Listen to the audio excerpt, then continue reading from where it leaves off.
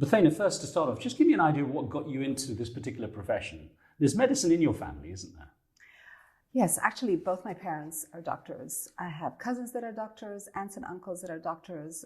I guess it runs in my blood. And also when we were kids, we used to help my mom. You know, she would always take us to help her in her deliveries. She was a gynecologist. And I've always wanted to do medicine, and I've always liked the artistic side of life in general. I love interior decorating, I love painting. And I think my first surgery in plastic surgery, I was sold. As soon as I saw it, I just couldn't believe that there could be a profession that actually did this. What was the procedure? It was a breast reduction. Okay. And I had done an elective. I was a medical student, and I'd done an elective in Canada. And, you know, we rotated through different sides of surgery, and I never thought I would be a surgeon. I just felt I was, you know, I always imagined surgeons to be kind of tough and rough. But I got into the operating room, and, you know, the surgeon did the markings. The breast was wide open, and I was thinking, how is he going to put that back together? And not only did he put it back together, but it just looked beautiful. And, you know, you could just see the before and after right there. And it was just so exciting. I loved it. And right then, I decided.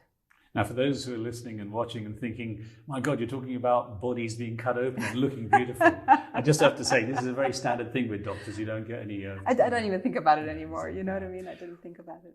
When you look at what medicine was about for you when it started out, obviously, I'm not going to put in how old are you and how long ago was this, but obviously times have changed. Yes. And I'll get onto that in the conversation a little bit later. But when you look back on it, what were you sort of looking to specialize in? What were you thinking about in the medical field?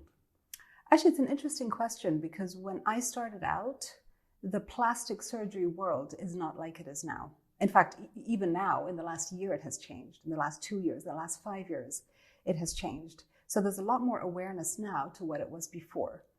When I first started in plastic surgery, you know, my first surgery was breast reduction, but the other surgeries were mainly reconstructions from trauma. So, for example, putting a thumb back on, you know, some form of breast cancer. You know, it was mainly along the reconstructive side. The concept was the same. You know, you're making something better and making something more aesthetically pleasing, plus increasing the function. So, you know, hand surgery, breast reconstruction, all that is part of plastic surgery. So the focus at the time was mainly trauma and reconstructive. And then somehow life leads you to where you end up having a passion for. And slowly but surely, and as the plastic surgery world started to change and there was more awareness, I started veering more towards my two main specialties, which is cosmetic surgery and breast cancer reconstruction. It's interesting because going back to when I was at university, my degree was in physiology, medical physiology. Certainly in Britain, there was no thought of people talking about having plastic surgery. It was considered a no-no. You know, there'd be whispers, you know, have they done something? What have they done? I think it's changed completely, hasn't it? Oh my goodness, it has changed completely. People are proud. Yes. I have this thing where I personally am not a fan of showcasing befores and afters, let's say on my website, or, you know, I just feel like there's the privacy issue that's exposed, you know. But you have to show. You do. You know, so when patients come to me in the clinic, I show them. But in terms of putting it out there on the net, I'm a little bit shy when it comes to that. And it's interesting, before my patients would be like, oh my God, make sure, no, absolutely not. I'm not going to consent for it. And now it's like, doctor, aren't you going to take aren't you going to take a before and after? You can show it to anyone you want. And I think it's such a different mindset. And the new generation tend to be a lot more relaxed about the whole thing, you know? So it's an interesting shift for sure. You said about, as a student, how you saw your first procedure being the breast surgery, the reduction. Mm-hmm. What was the first procedure you did by yourself, where you were literally left in the deep end, so to speak? Oh, I would say that it's a difficult one to answer, because a procedure could be anywhere from a small laceration to a big procedure where you're kind of stuck in the operating room. In our residency training, I trained in the US, and in the residency training, it was very was very organized. So you were never left, quote unquote, on the deep end where you had to just do it on your own. You know what I mean? There was always someone guiding you through and say, okay, you did that wrong, you did that right, cut here, no, it needs to be shorter. And I think that focused guidance teaches you some really good basic understanding of surgery. Now, when was I left on the deep end? When you felt, look, this is all on me. That's what I mean. It always ends up somehow, especially in the emergency room when you're getting called in the middle of the night. I would probably summarize it, and it's not so much necessarily in the residency program as much as your first day of internship. It's not even in the specialty. In the specialty, that's a different story. But your first day of internship, you've never put in an IV, you've never actually taken blood. You know anything and everything about medicine, but you've never done anything. Yeah, so that's when I found, probably in terms of my entire career, the most stressful, because all of a sudden you get called in the middle of the night, all right, put an IV. So it's your first IV and the patient is, for example, having a fit or something, that's, I would say, when I was kind of put in the middle of it, and that's how you grow. And lucky for us, there is a hierarchy in medicine. So you can always, if you're really in the deep end, just pick up the phone and call somebody, and there's always someone there to ultimately help. How many of the students get squeamish and say, okay, no, I've decided this is not for me? Did you remember much of that happened? Well, I know that a lot of students ended up passing out, for example, in their first surgeries. And there's nothing, even now when I have students come in, I always have the nurses watch them. And a mattress. Or I just tell them, listen, just make sure, guys, if you even think you're passing out, just sit down on the floor. It's the easiest thing. So I don't think, I don't look at it as a weakness. I think that's sort of like a pathway that everybody kind of has to take. I think in medicine, it's a very long journey, because there's medical school, there's internship, which is a life in and of itself. It's like an awakening. And then there's residency. And I think depending on where you do your residency, you learn so much in different aspects of your career or your life, to ultimately become a surgeon. And we had several people, for example, in our residency program that quit because they found out this was not for them, they preferred to do something else, they had a family and it was interfering with family life, because you really have to devote you have to devote 110% of your time to surgery. So I think, along the different pathway, I would say that people were squeamish in different ways, including myself. I don't think there's anything wrong with it. There's nothing to be, this is like that, you overcome it and then you become stronger. That's what it's about. Do you recall what your toughest procedure was? I get asked as a journalist, what was your toughest interview? But I wonder, when it comes to doctors, do you remember what your toughest procedure was? I could tell you my longest procedure. Okay. My longest procedure. And I think the difficulty, I can go on forever with this, by the way. You're just going to have to stop me. When we did plastic surgery, before we had to do general surgery. So I'm actually board certified in general surgery before I got into plastic surgery. And during that time, we did a lot of cancer, we did a lot of trauma, and I think the part that I would say that is the most difficult is to continue when you're very tired and want to give up, regardless of what the surgery is. So we could be doing an 18-hour surgery, you could be doing a 10-hour surgery, you could be doing a 1-hour surgery, but trying to get through, you can't leave. It's not like you can just leave. So that training, the sticking to it and finishing it and trying to hold yourself together, regardless of what's in your personal life, what's out there, how tired you are, all that goes out the window, and you get into this zone of where you are there with your patient and with the other surgeon with you or with your assistant. And you're trying to make it happen and trying to finish and trying to do an amazing job. And that's what I find exciting. So what was the longest procedure then? The longest was when I was a student, a resident, not a student. A resident, it was 18 hours. It was 8, but I did not stay for the whole 18 hours. So we kind of took shifts during that time. How do you define what makes a good doctor?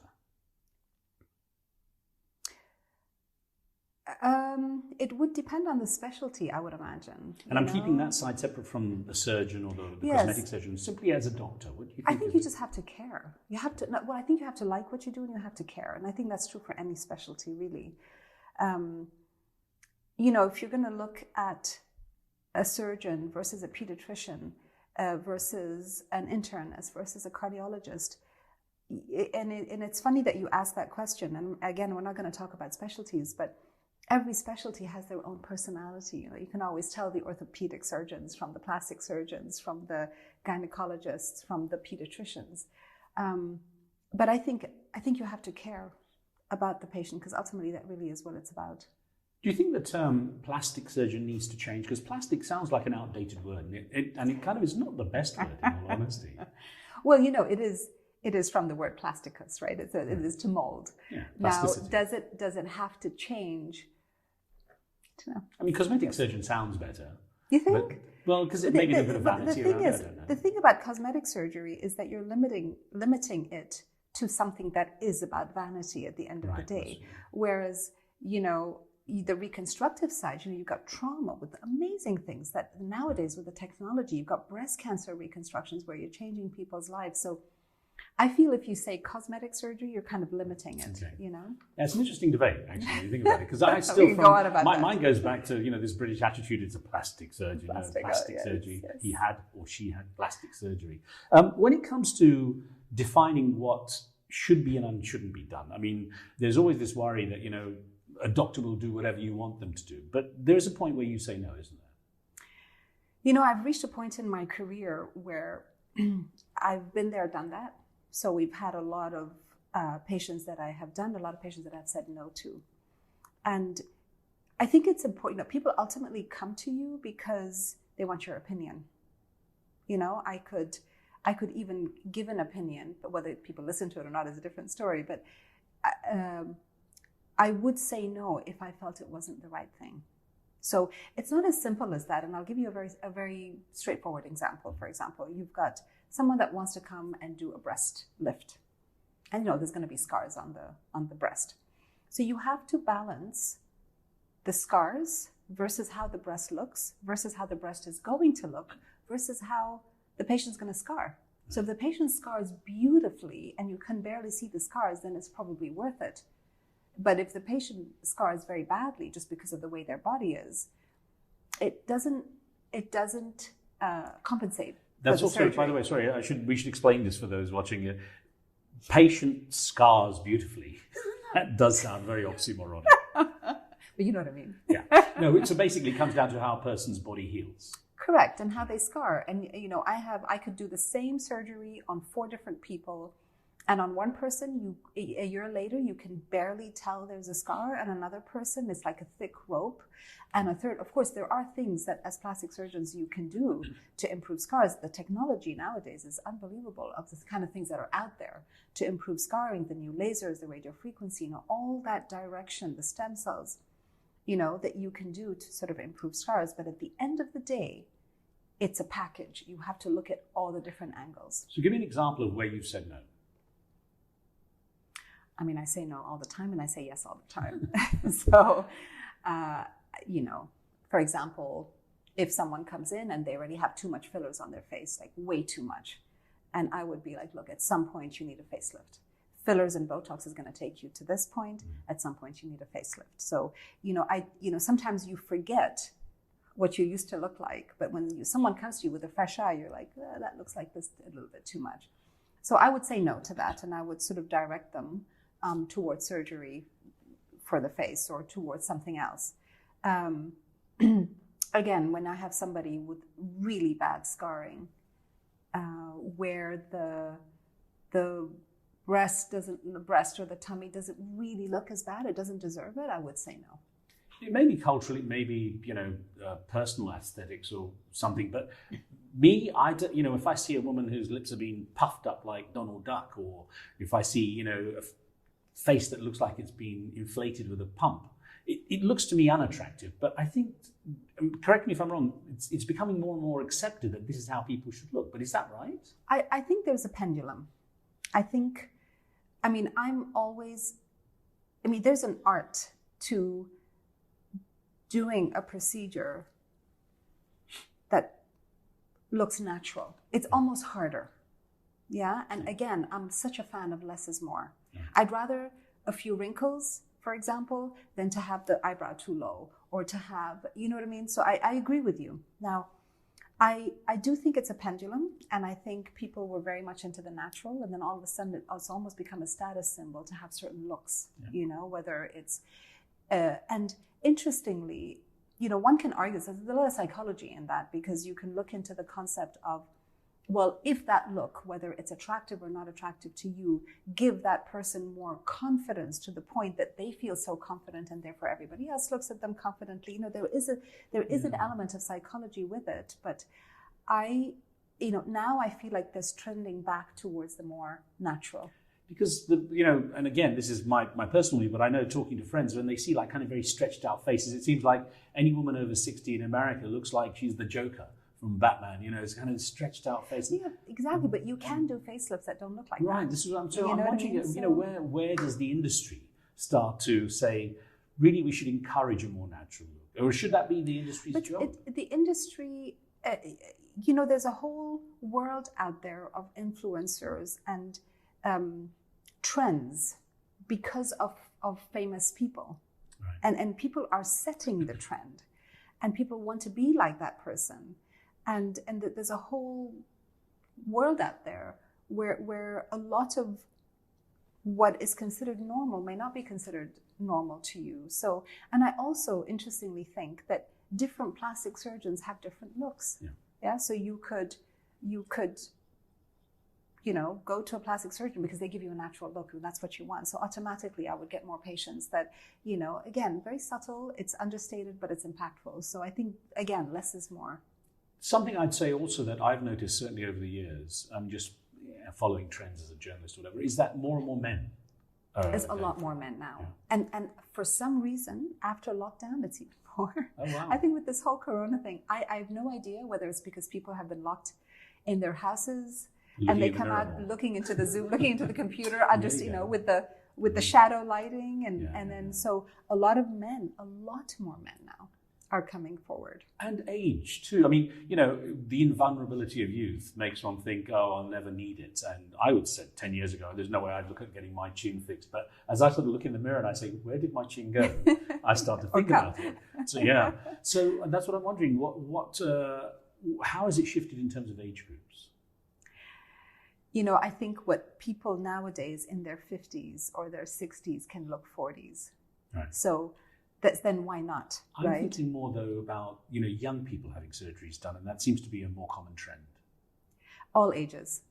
I've had all ages. I mean, nowadays people start there. I do. I can tell you. For example, when you do a breast reduction, you say, no, we need to wait until the person reaches their age, whatever the age where the breast stops growing, for example. And then I've had a couple of situations where the mothers bring the daughters in because the daughters are so, either they have like no breasts and they're going to college, they're about to go to university, and they're so shy that even as young as 16, I would do a breast augmentation as long as the mom has brought the patient, the girl. Well, there's a psychology there, isn't there? It's the approach of the kid's psychiatric kind of situation. Yes, and you can tell someone until you're blue in the face, look, it's not important. It's not, the soul is more important, the heart is more, and it is, right, at the end of the day. But they have to live in life, and they're feeling self-conscious of this. You could have a girl. I'll give you another example. I had a girl who was 15 that came from England because her parents brought her because she wanted to get her nose done. This was the days when I used to do noses. I've shifted now more towards sort of breast cancer and cosmetic. Yeah. myself. And she wasn't getting good grades. She didn't have any friends. She was sitting in the back of the class. And it's interesting, but I think if that girl, because she was in a Western country where nobody had a big nose. Had she been in an Arab country, she would have fit right in. You know what I mean? I'm Roman. Yes. And you know, one of the most beautiful letters that I received was from this girl. When she went back, she got friends. She was an A student. She was sitting at the front of the class. And, you know, you sit there and you sometimes ask yourself, should this really have made such a difference? Yeah, this is what I'm... But it does. Yeah. Unfortunately or fortunately, in the life that we lead, you know, we cannot ignore the fact that it does change people's lives. But at the same time, I think everything is a balance. But the pressure has become greater, I think, hasn't it? The advertising, the kind of social media and everything has put more pressure on people to want to look a certain way because they feel less adequate. I think maybe there needs to be an adjustment in society in how we... And there will be. Everything is a pendulum. Everything is going to go back to sort of being more subtle. Any situations where you regretted doing the surgery? I never regret anything. I try not to regret. I mean, there's no such thing as, you know, do I or do I not regret? But I try not to regret anything. I look at everything as a learning experience to this day. You know, I'm like over 20 years into my career, and I still feel like every day I'm learning something, whether it's a certain personality trait, whether it's you know, perseverance, whatever it is, you're always learning. So I try not to regret something. I would say yes, I did an eyelid. Maybe I shouldn't talk about that. All right. Well, I'm just wondering whether it comes up ever. You have to think, oh, you know, should I have said no? Let me ask you about the way this is going ahead in the future. You said there have been massive changes in the time since you started. What have been the biggest changes? Other than attitude, has been a huge change. Attitude meaning the openness to want to have surgery. All right, yeah. So the attitude and the awareness is just obviously unparalleled. I think that there's a huge jump and a huge change with that. Technology, a lot of changes. Breast cancer, for example, you know, doing the reconstruction at the same time as the mastectomy, so the patient doesn't have to wake up without a breast. Right. You wake up with a new breast, and the psychological, I would say, impact of that is unbelievable.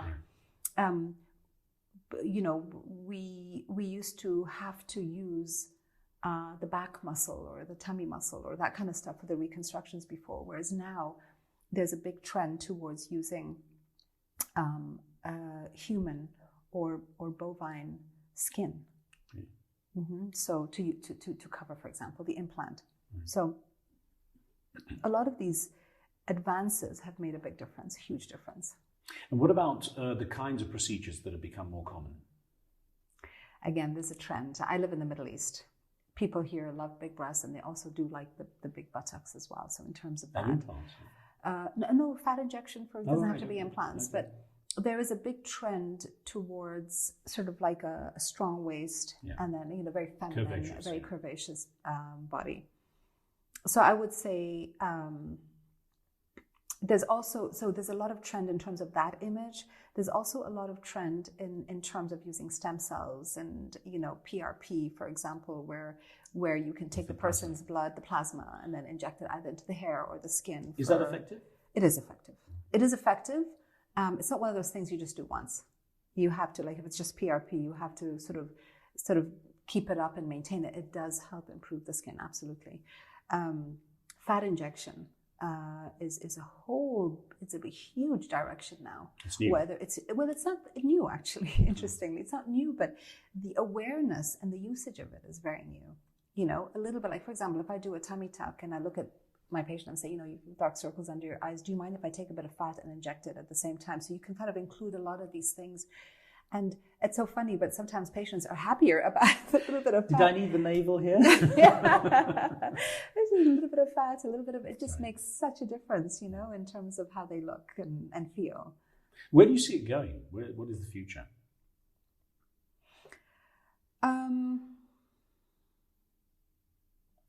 I don't know.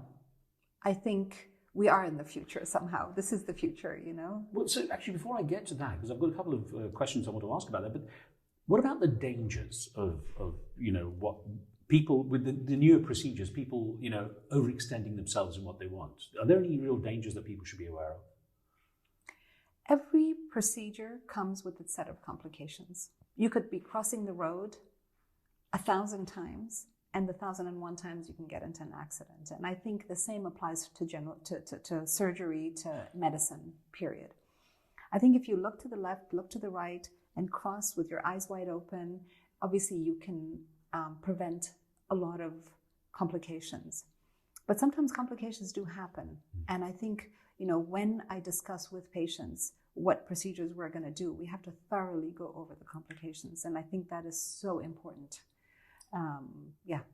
So in terms of the future, technology, how is technology advancing? I mean, we've talked about things like fillers and these kind of things. There's a whole trend. There's the lasers, there's the radio frequency machines, there's the ultrasound machines, and all of that, when used in the right place. For example, liposuction. You can do liposuction where you basically suck out the fat. You can first put the ultrasound in there to dissolve the fat, and then do liposuction, which is less traumatic. Which is less traumatic. It causes more skin contracture, and it's smoother. You tend to get a smoother result. You could have laser lipo. You could have radio frequency, which you can, after you do the liposuction, you can go back in and put the radio frequency under the skin, so you can tighten the skin. I'm listening a lot to this. Yes. So there's a lot of improvement where there is a higher trend towards going scarless, meaning at some point, sometimes you could have a situation where you had to cut the skin out. Otherwise, you wouldn't get the tightness that you want. And now if there's kind of a little bit of a looseness, we tend to go more towards even the intrasurgical machines, meaning like the radio frequency that you put under the skin to tighten the skin. And it's effective? And it is very effective. It is effective depending on where you do it. And also... And how much laxity. Okay. There's some point you're like, you need the facelift. You need the, But yes, there is a lot of advances when it comes to the technology that we can use. Do you anticipate, to use a common Western term, a holy grail of youth coming up in any way through your industry? I mean, we've got the plasmas now, you've got fillers, but is there anything that's going to be a real game changer in your opinion? Maybe the stem cells. Yeah. Yeah, I think the trend now is towards stem cells. So now, if I'm injecting fat, I can actually include stem cells in it. When I do fat injections to the face, I mix it with some stem cells. And, so there is a trend. I think we're still in the beginning. But it's so eye-opening, and there's so much out there that I think that's going to ultimately take over. And what about robotics and AI? How much is that starting to come into it? The robotics, there's a big trend in general surgery more when it comes to endoscopic surgery, right? So laparoscopic surgery, when you can have the robot. I think in plastic surgery, it depends. There is an endoscopic component to it. So, for example, when somebody, you could do an endoscopic facelift where you can sort of raise the forehead and the mid-face through tiny little incisions. I can't imagine that the robot would take over that. You know what I mean? Because... And certainly no empathy. You look good. Really? Really? Because I think that, plastic surgery has such... an artistic component to it. And then in terms of the way things will go in how quickly people can go through procedures, recover, the costs changing. I mean, everything's come down, I presume, in price. A lot of it has gone up. Oh, really? Interesting. And I don't know why this happened, but again, after COVID, I thought I'd come back and people will not want to have surgery or not want to have Botox and fillers and not want to...